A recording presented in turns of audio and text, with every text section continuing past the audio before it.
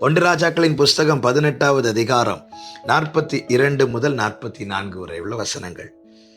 பின்பு எலியா கர்மேல் பர்வதத்தினுடைய சிகரத்தின் மேல் ஏறி தரையிலே பணிந்து தன் முகம் தன் முழங்காலில் பட குனிந்து தன் ஊழியக்காரனை நோக்கி, நீ போய் சமுத்திர முகமாய் பார் என்றான்.